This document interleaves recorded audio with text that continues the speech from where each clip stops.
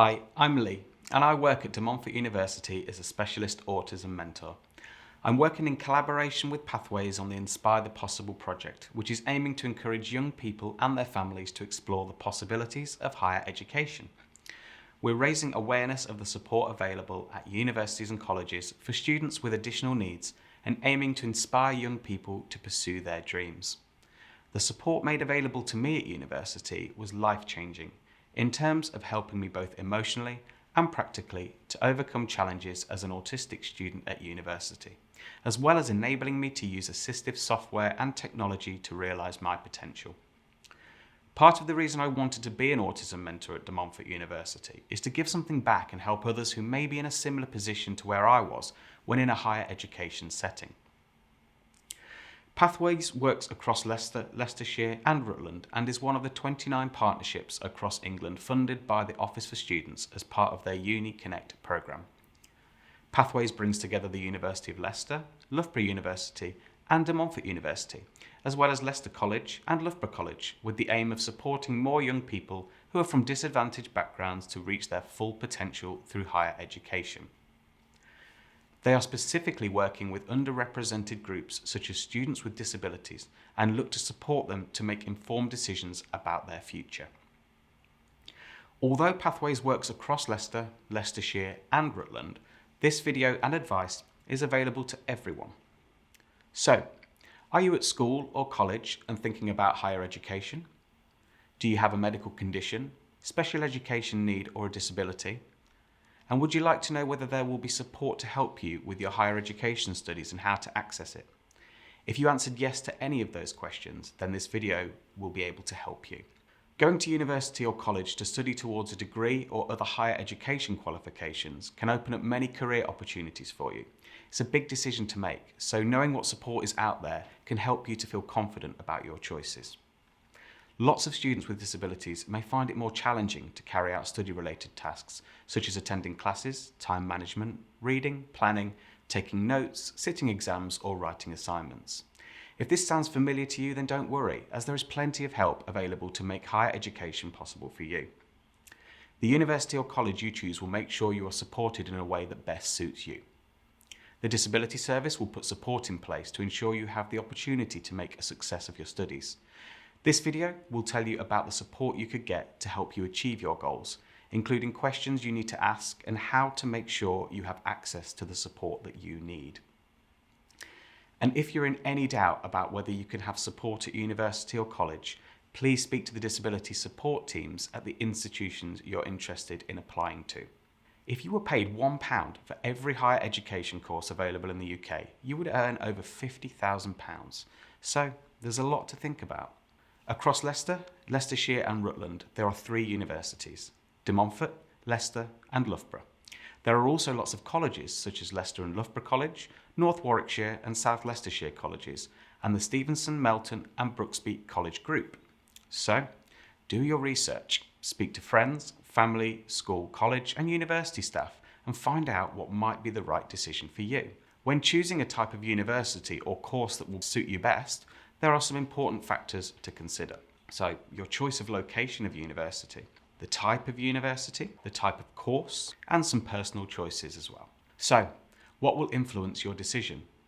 Firstly, the modules and topics covered. So, although 2 different universities might appear to be offering the same course, take a close look at what modules and topics are covered in each one. Universities do not have to follow a curriculum like schools and colleges, so the content of the course might differ slightly. For example, a history course at the University of Essex might have a very different modules to a history course at the University of Birmingham. Also, the size and location of campus. This is pretty self-explanatory.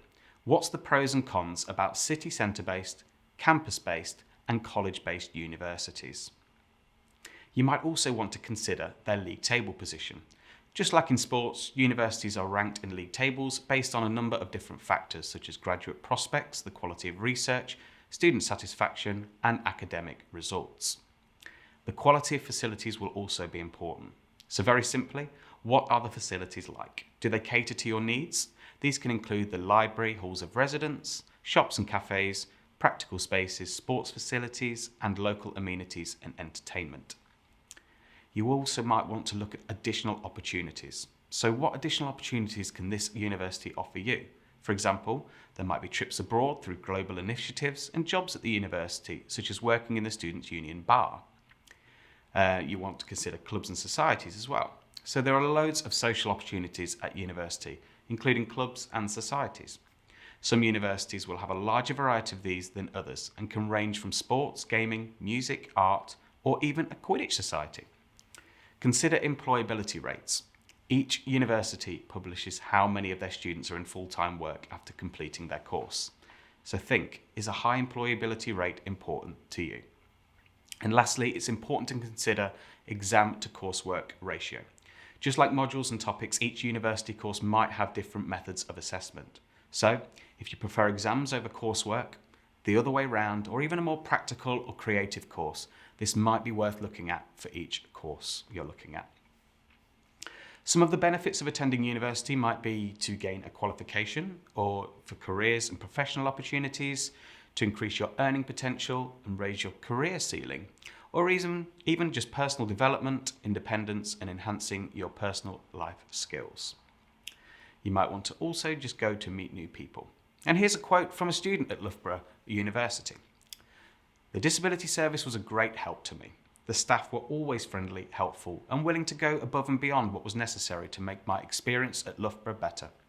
The equipment loan meant that I didn't have to get behind on my work, and when it came to requesting my own equipment from student finance, the process was made quicker and easier with the help of advice about DSA, which is Disabled Students Allowance. Although studying at Loughborough can be intimidating or confusing, knowing that I had constant support if I needed it meant that I could get the most out of the experience." So, adjusting to student life and starting university is an exciting time, with lots of opportunities to take advantage of, but some students can find this quite daunting or overwhelming. Universities and colleges have lots of staff, teams and departments that can help you with transitioning to student life while studying. They can support you with academic support, such as providing help with essay writing, general writing, English research, time management, verbal presentations, revision and exams. They can also help you with emotional as well as practical support while starting university life. Counselling is also readily available to give students wellbeing support and the opportunity to talk in confidence with someone who is impartial and separate from work, social and family life. They can provide mental health support around practical day-to-day solutions to various issues students may be facing. Outside of disability and wellbeing services, all students will usually have a designated personal tutor throughout their studies, who will support and guide students in their journey to fulfil their academic potential. They are dedicated to creating an environment that focuses on students' health and well-being to help them to live a healthy, happy and productive life. That includes providing resources that support their development and studies, helping them to succeed and to achieve their full potential. Some universities have faculties within their own student advice centres to help support and advise students with all teaching and learning support inquiries. Faculties with their own support centres may be able to help with the following: coursework handing and collection, supply of forms for change of programme, module changes and change of address, contact details for lecturers, photocopying, locker rental, information leaflets on all student services and university regulations and procedures, general inquiries and signposting to other departments, exam and coursework deferral forms and advice. Gov.uk defines DSA as support to cover the study-related costs you have because of a mental health problem, long-term illness or any other disability. To apply for DSAs, you will need to apply through the funding authority or organisation that's providing your student loan, bursary or scholarship. For example, Student Finance England. Colleges and universities will encourage students to inform them about a disability or medical condition as early as possible, often during the application process so that relevant support can be arranged for their studies. This can include liaising with academics, the exams office and other key teams to ensure that all support is in place in time for the start of their course. Many students, particularly those with long-term physical or mental health conditions, do not realise they are eligible for DSA. For some students, Student Finance England will provide DSA. They simply need to apply through their website. Most universities will have paper copies of the forms on campus too. All full-time undergraduate and postgraduate students, including some distance learning courses, are eligible to apply for DSAs. Part-time students are eligible for DSAs as long as they're studying a course which is at least 25% of the full-time equivalent each year. International students are not eligible for DSAs, but other funding may be available.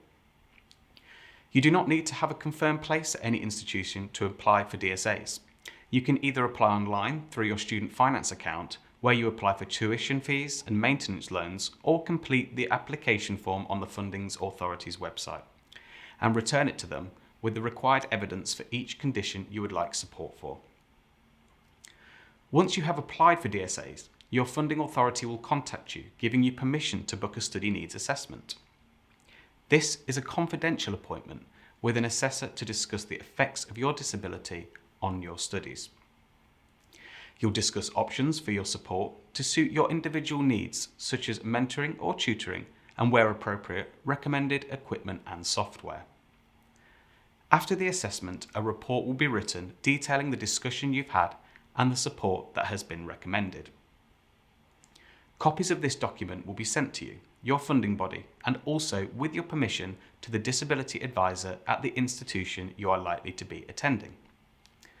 Your funding body will consider the recommendations and send you an entitlement letter confirming the support that will be put in place through your DSA.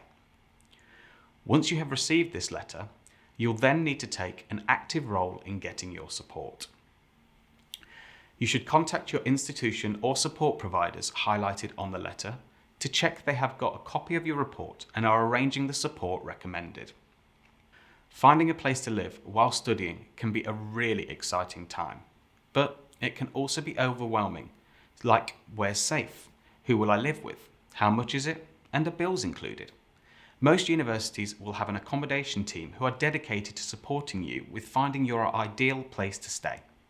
If you have any questions or concerns, they are a great place to start. Some universities offer referrals for a quieter area of living, so make sure you explore this if you feel it's something you'd benefit from. Many colleges and universities will have a finance team, and they will help with things like liaising with Student Finance England, students' loan companies, and other student funding bodies, but not the NHS. Confirming registration to release students' maintenance payments, and confirming attendance to trigger tuition fee loan payments and sending change of circumstances notifications. These teams may also offer a variety of appointments to suit student needs that can be booked at their convenience. If you are a UK resident or have settled status, you will be eligible for student finance to cover your fees and living costs. If you are not sure if you are eligible, you can check on the Student Finance website. There are also scholarships and bursaries that are given out depending on your circumstances or based on your application. Check the deadlines, as some of these scholarships are applied automatically and some you may need to apply for. You can have multiple scholarships if you're eligible for more than one. There are also some external agencies and websites that have opportunities to apply for scholarships and bursaries, such as Buttle UK Grant and the Turn to Us, which are great websites. Colleges and universities will have an exciting careers programme to help you become work ready. All students will normally have access to careers advisors who will support them throughout their studies with things such as CV writing, cover letters, interview techniques, work experience, and paid internships. And there's other opportunities that will give you the best start when you leave college or university. They provide opportunities that will make them professional, adaptable, and business aware, equipping them to succeed in a competitive world and make choices about the future they want.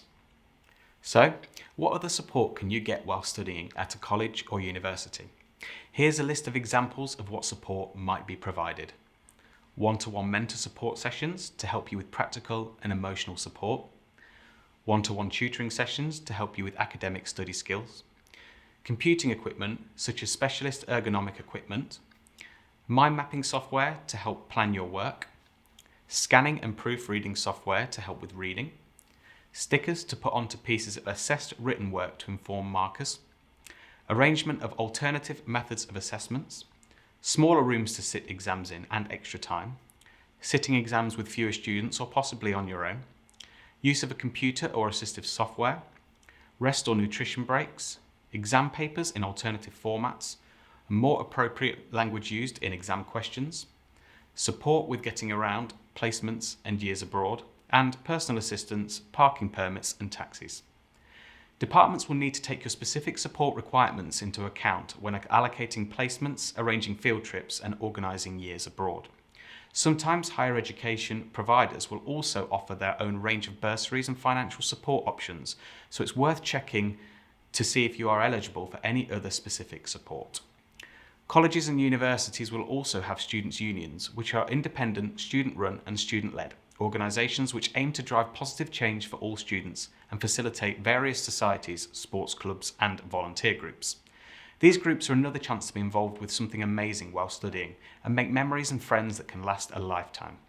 They also exist to help you and advise you whilst you are at university, as they want to make sure you're feeling safe, well and happy whilst you're there. Your information is confidential and the disability team will work strictly within the level of consent that you give. But it might not be possible to put in place all types of support without consent to share information with your tutors about the likely impact of your impairment on your studies. You will find that the disability team will respond respectfully and sensitively to any information that you do share, and if you link up with them in the early stages of your application, you will feel more comfortable and confident about your transition to higher education from the onset. If you choose not to disclose at the application stage, you can still contact your chosen university or college to share information at a later time. But generally, the earlier you disclose, the more you may be able to benefit from support. The disability team at your chosen higher education institution can liaise with your tutors if you give consent for this to happen. This could start even before your course begins, to provide the adjustments and flexibility you need in each aspect of your studies. There is no automatic transfer of information from your school or college to your chosen higher education institution, so it is important that you make direct contact with them and get to know the disability team as soon as is possible. This will encourage you to engage in an open and honest discussion about your impairment and how you feel it might affect your studies. So remember, they will tailor your support strategies around the information that you provide. Sharing recommendations for support with your department means that your tutors will be able to automatically put support in place for you without the need for you to speak to everyone who is involved in your teaching. If your needs change in any way during your studies, contact your disability advisor, who can ensure that tutors adjust your study strategies to take account of that change. There is a wide range of support available to ensure you can fulfill your true potential and succeed in higher education. The main thing is to remember to ask as early as possible. Here are 4 important reminders. So number 1, and this relates to before you apply. So start researching what support is available for your condition or disability. Go to open days and campus visits at your chosen institutions to find out what specific support that they can offer. So number 2, this is after you apply. So you can still go to open days if you have not already visited the institutions, and collect evidence of your disability or specific learning difference and send it to the disability service at your chosen institution. You can meet or speak to the disability services team at your chosen institutions. So number 3, so this is before you start your course. Make sure you apply for Disabled Students Allowance, ideally from February or March for a course starting in September. Apply for DSA and hopefully receive a confirmation that you can book a study needs assessment. Following the assessment, you may receive a recommendation report from a needs assessor, followed by an entitlement letter from your funding body. You will then need to contact the disability service team at your chosen institution to start arranging your support. And finally, you start your course. In addition to finding out about the course and the university or college, here are some useful questions to ask about the specific additional support available. So relating to support, is there a university or college health service on campus, or do students need to register with a local GP? How accessible are other support services, such as counselling and financial support? And can someone help me apply for Disabled Students Allowance? Regarding buildings and facilities, are all the key facilities fully accessible? What is the lighting like in study spaces and teaching rooms? Are there clear signs around the campus and on buildings? Are there car parking spaces? And can I get a permit? Is there a campus minibus? Is it accessible to me? What is the local public transport like? And is there any accessible student accommodation? For studying and exams, how will my individual study and exam needs be met? Will alternative methods of assessment be available? And how will my needs be communicated to lecturers and other staff? Will the support that I need be put in place quickly? So that's it. We've covered as much as we can. That's a lot to digest, so it's only natural that you might feel slightly overwhelmed. But don't worry, you won't be the only person to feel this way. The purpose of this video has been to highlight that there's lots of support out there for you, and although everyone's journey through education is very different, there will always be someone around to help. You just need to do your research and ask around. And thanks so much for listening, and if you'd like some more information, make sure you visit the Pathways website.